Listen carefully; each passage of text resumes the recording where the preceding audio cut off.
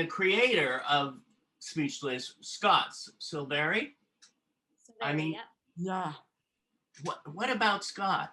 Oh. Hey,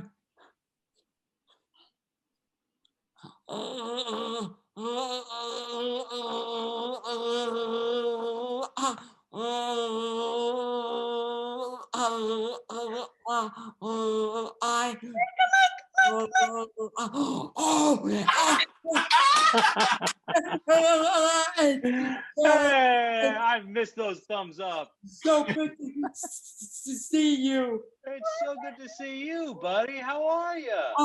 Oh, good. And you? I'm great. I'm just thrilled. I'm thrilled I wasn't put on camera at a moment I was picking my nose. This is fantastic.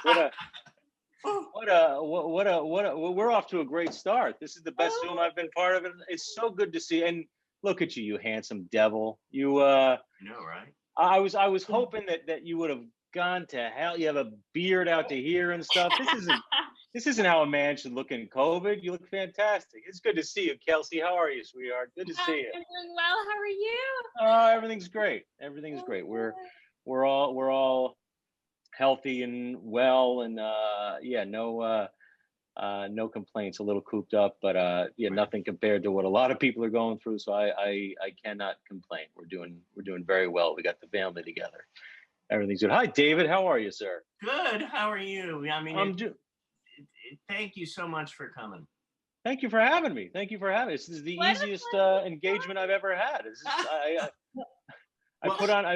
You gave me an excuse to take a shower, which is rare, and I don't have to drive. But I know I was like, I've been cutting down my showers too, and I said I better take one today. See, I have the COVID hair. I'm gonna audition for Tarzan's father, but it's all more work. It's okay. Oh my gosh! So Scott? How did you decide that Micah was the one for the role? Well, Micah made that decision very, very easy, I'll say. Our process, we went through a typical television pilot casting process. But we had to think outside the box a little bit because, as you well know, talking to people of all different abilities, trying to break into Hollywood. Hollywood is not, this might blow your mind. Hollywood isn't 100% set up for somebody who's a little different to show up and head off a TV show. There aren't those points of access. So because the first rungs of the ladder are so seldom occupied by people with disabilities or all sorts of things. Yeah. They rarely work themselves up to a point that they could be the star of a TV show.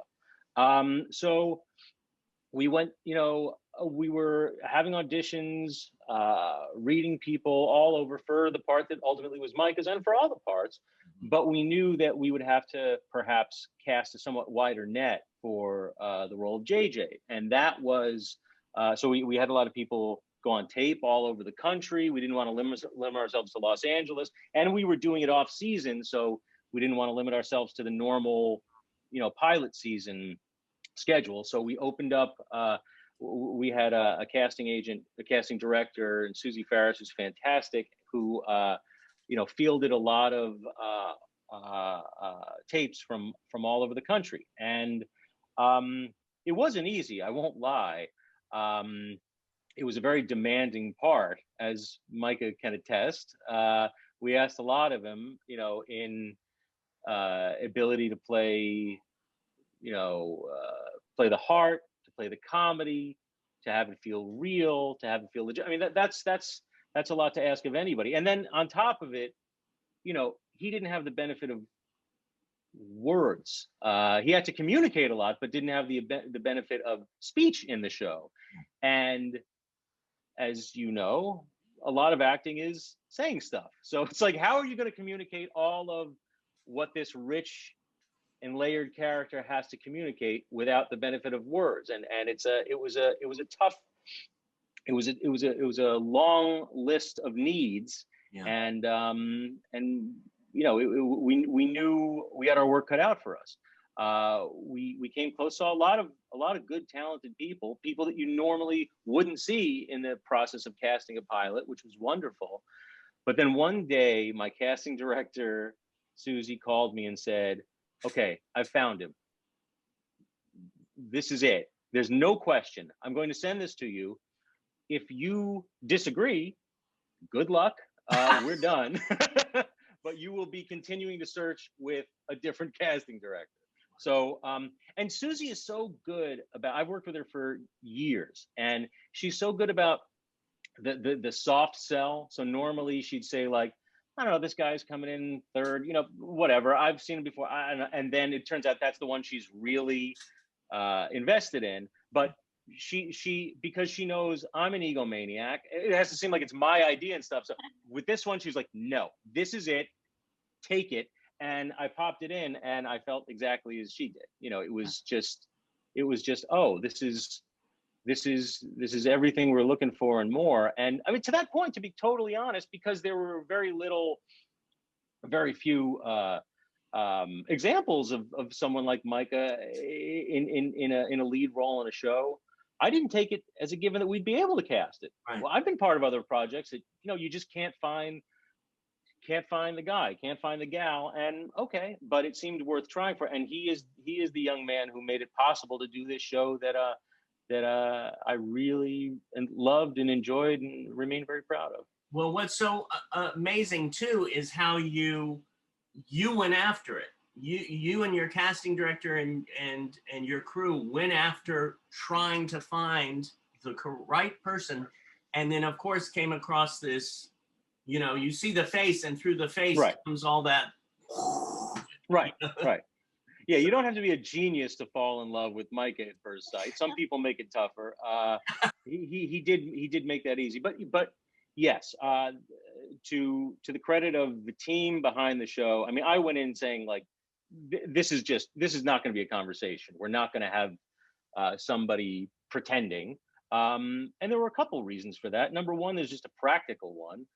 I'd be damned before I had like you know, a wheelchair coach on the stage trying to, you know, coach an able-bodied person. Like, people can smell the inauthenticity of a faked version, and we didn't want that. It's something that perhaps is possible in movies sometimes. I'm not a fan of it, but in movies you can take the time and really look out for the authenticity of it a little more. In TV, it just all moves so fast, as I'm sure you remember, Micah. It's like you show up, you rehearse it for a minute, you shoot it, you move on. So we weren't going to lose days to this. That's the practical side. And on the other side was, well, it's just the right thing to do. I think it's objectively the right thing to do, to include people with disabilities, all kinds of people. It enhances the project, and it's the right thing to do. And I knew it was sensitive subject material, and that we were, you know, in being among the first to portray a family like the one we did, lead like the one that we did. We had a responsibility to get it right. I knew there were going to be a lot of opportunities to screw it up, and I was determined not to take the first opportunity to screw it up. I think, well, we could mess it up around the margins down the line, but, you know, we weren't gonna do a show that had at its heart, you know, inclusion and diversity and finding a place in the world and authenticity, and just give away the farm on the first choice we had. So thank you so much, God, for giving me a chance. I want you to know that you changed life. Wow, that's very generous of you. I mean, I can only say the same back to you. I hope, I don't doubt that we changed your life. I hope we changed it for the better. Oh, some days you might have disagreed. So some long days. I mean, it's a funny thing. The first time I talked to Micah, when I called him up to say you got the part, I didn't know exactly how old Micah was. He was playing, I guess 15, 16 in the show, and I said, and don't worry, I know you haven't been party to a lot of series before. It can be a lot of work, but the good news is, you're younger than 18, so it can only be so taxing to begin with. Right. We have to work around those hours because you have different hours with minors. And he told me, "Oh no, today's my 18th birthday." And I said, "Oh well, you're screwed then." we started from me, laying out this lovely cushy, and then hard cut to on the pilot, the very first episode. What time did we shoot that fair? We were shooting at 5 a.m. in the rain. In the rain. Yeah. Oh my God, the first one. Oh my God, yeah, and it set the tone. Yeah, it was a demanding show. We did a lot of scenes. I mean, we didn't want this to be. We didn't want to have an asterisk next to our show. Like, oh, isn't it nice that they're tackling the subject matter? I didn't want to be judged by a different set of criteria. We wanted to do a demanding show with a lot of scenes, with big production values and stuff. And so we didn't compromise at all. So, Micah compromised in terms of sleep a lot of the time, but them's the breaks. What you all brought, and the shows that you bring are from the heart and from humanity. And what I love about it is, especially with right now where the world is at, and there's the hate and the love and this and that, artists. And what you're doing is bringing people together through the art that you all do. Well, that's certainly the hope. I mean, I love a good joke as much as the next guy. I mean, that's really where I come from, and I mean, that's what I love to do. I'll sell out a character or a story for a joke in a heartbeat, sometimes to my detriment. But with this show, I came into the first season of production with the writers, proud of the pilot we had done, but not really sure what the template was going to be going forward. So I came up with a number of, bullseyes. Like, I don't know what the show is, but I know what it's not. Yeah. And I wanted to lay out a couple of things. And, among those 4 goals was like, it's not cynical. It's never going to be cynical. I did want it to have a heart to it. I didn't want it to be soft and after school, especially, I feel like a lot of I wanted it to be gritty. I feel like a lot of representations of disability. It's all like it's so sweet and this angel, and that's why I so keyed into writing for Micah, because his character, he's more of an angel than the character was, but his character was no way, and he's got that impish little side to him. He can. That's what his sister just said, right? Right, exactly. Well, and Norman Lear too. I talked to him, and what he says too is it's laughter keeps you going. So it is the mix of the laughter, like you said, and also the grittiness that made this show so special. Well, I mean, we didn't want to teach anybody any lessons. If there was an upside, we got to. I think there have been a lot of shows who have taken people with less representation, brought them into a living room, and you're like, oh, they're not so different from us. That's not foreign to me. I mean, Will and Grace is a good example of that, and that's what we wanted to do. But that's where the lessons ended with us. I mean, I grew up with a brother who had cerebral palsy, and in addition to other health issues, and my experience with him, the world wasn't hostile, in day-to-day life, but a lot of times you'd get people either staring, or completely ignoring. And I wanted to sort of forge a middle path between those two. I don't want your stares, I don't want your pity, but this character is a person, and this person is a person, and I was hopeful that it could sort of demystify a little bit of difference. It's understandable. I don't think people are essentially bad. I think most people just don't engage on what they don't understand. So I did want to instill a little bit more comfort and familiarity with somebody who happens to get around by a different mode of transportation. If we succeed in that, I'm thrilled. And some people told me we had, so great, I'll take it. But that's as far as the lessons went. Yeah. Now we have probably more than 100 students watching this when it is out there, and with disabilities, without disabilities. What would you tell students that have an idea and they want to run with it and get it out there and make it happen? Because you've done that on so many times, creator, producer, writer. Well, I mean, I'd say you can take a multi-pronged attack. One very nice thing, I came out and started looking for work after I graduated college in 1994. So it's a very different world. One thing that we did not have available to us then was the ability to just pick up a camera and make something and edit it. I mean, the amount of sheer will one had to take back then to get together a crew and light something and raise money for film, and that's all gone.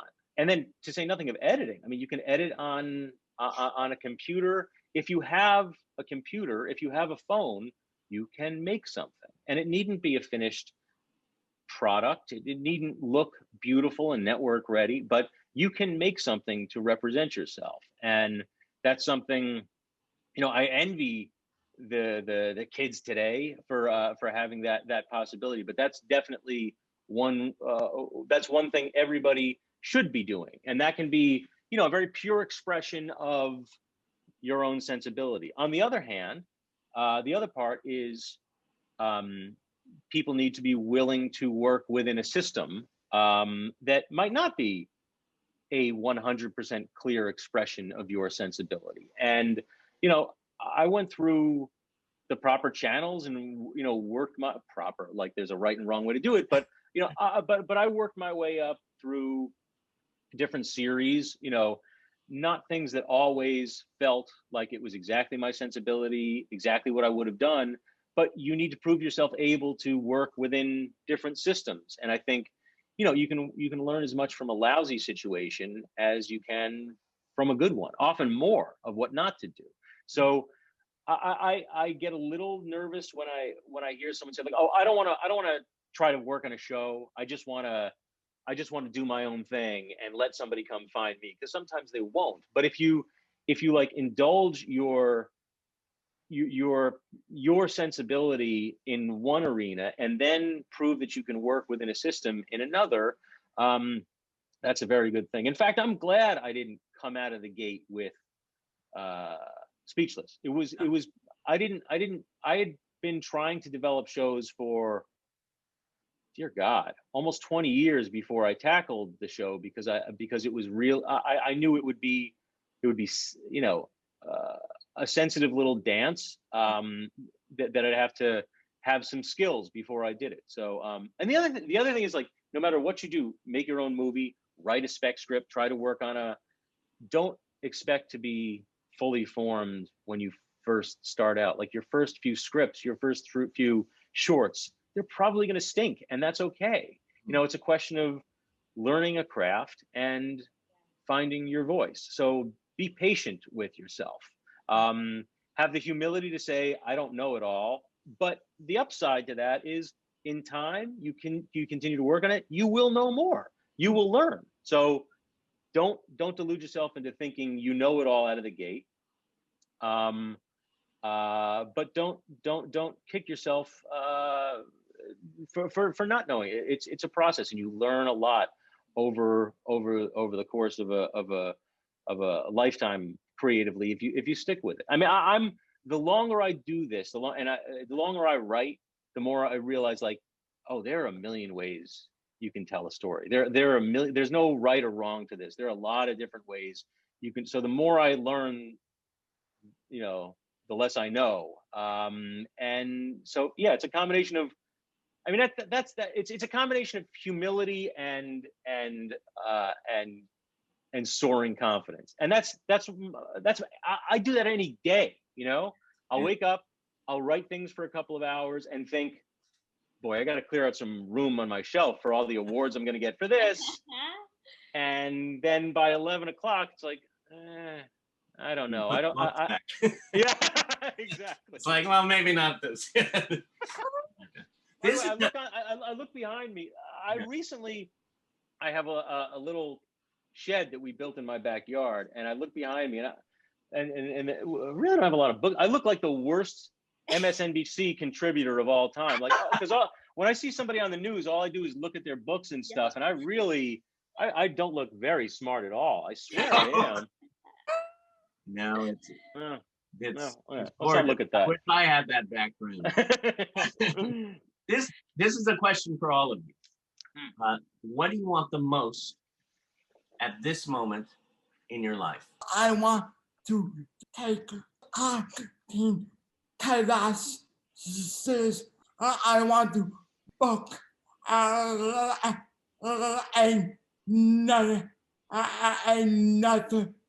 TV. And I see you doing that too. I see you doing it, and like, what is it, De Niro and all those guys? They still take acting classes. It's always good to go to those acting classes. So I love that, and then I definitely see you like soon on another show. I mean, we need you on there. Yeah, right. Yeah. Oh. I think in the midst of the pandemic, it's easy to kind of lose what you want. I think just creative fulfillment in a way that involves others, if that makes any sense. Like doing what I love and bringing others joy in the midst of it, which seems such a simple thing, but right now so complicated and so hard to figure out how to do. Yeah, it's a simple one. Yeah, I like yours. That's yeah, sign me up for that. I think related to that, I would love some balance, a little more balance, and I by that I mean, there were times that working together, Micah, how much time we would put in. And it's oftentimes feast or famine in what we do, and there were times then that I was working really grueling and ridiculous hours, and I have a young family, I have young kids, and I would leave Monday morning and say, okay, see you guys Saturday. On the soccer field where I have to referee at 7 a.m. But that's a complaint for a different Zoom. But and I was very creatively fulfilled at the time and had that collaboration that you're talking about, Kelsey, which is so much fun and so rewarding. But I wouldn't. There was no balance on that side. And now, for years I wished. Man, I wish I could have dinner with my kids every night, and I sure do now. I have lunch with them and I have breakfast with them, and I think it gets to the point, like, for a while they were surprised, like, boy, this is so great, Dad's around, and now it's like, shouldn't you be shooting something somewhere, maybe in Prague, sometime soon? So and I'm very grateful to be able to be, spending this time catching up with them. But I mean, you'd be shocked if you saw my day now. It's like, it's a lot less writing. It's a lot more opening of iPads and printing out things for class. And and ordering stuff on Amazon for projects. But so we're fortunate that we're able to be together, and that I'm able to work from home in so much as I do. But yeah, balance, a little bit of balance between the two would be nice. And I'd like to emerge from this with the best parts of this and the best parts of life as usual. So yeah, fingers crossed, but that's what we're trying to do. I'd love to be back on a stage with you, sir. I swear it would. I can piggyback on your wish as well. If and when I get another chance, believe me, you'll be getting a call. It's been a very quiet time right now. I mean, there's really, my few friends who were shooting things no longer are. It's this odd holding pattern. But yeah, you deserve that, and you've earned it, and I think the audience could use you too. Mm-hmm. Thank you so much. And your sister, I had the chance to work with a Fowler double shot in on one of the episodes, right? Yeah. I'm so glad we got to do that too. No kidding. It was like the second to last episode of the last season, and it was which we didn't know at the time it was the last season, but we didn't take anything for granted, so it got a little bucket listy at the end there. It was like, all right, let's make sure we don't leave anything on the table. In fact, we did so much stuff at the end that I wanted to make sure we did. If we had come back, I don't know what the hell we would have done. It's probably for the best. But yeah, you're a very talented panel here today. Yeah. Well, thank you all. I mean, again, to have this gorgeous brother and sister, and you could feel that energy. I was telling them, I looked at the pictures online, and then to see the energy and feel the energy together, and I was even, Scott, looking at your photos today and a few videos, and your eyes are so amazing because they're, they show how much love that you have within you. I told you I'm married, right? I told you we can take this private. All right, I got it. But that's but very flattering. You all know, and I swear I'm not trying to pick you up, but you have that sincerity, that love, and the humanity. You come across artists in quote Hollywood or the business that don't have that in their eyes. They have that. Yeah, I did that for a second, but and I identify with everybody here because you all have that love. So thank you for being here. Thank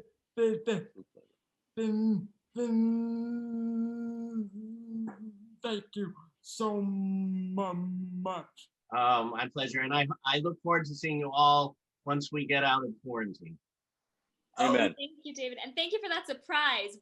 I wasn't expecting that. Mike wasn't expecting that. That was the best. I didn't know if I was allowed to blow it. So Perfect. Thank you. Thank you, Dave. Thanks for bringing us together. I'll follow up with you guys later. Let's talk more. It's too good to see your faces. You too, David. You too. You too. A lot of fun. Good to see you. Yes. Thank you so much. See ya. Double thumbs up. Yeah. Come on, everybody. All four. 1, 2, 3. I want to see 8 thumbs. There we go.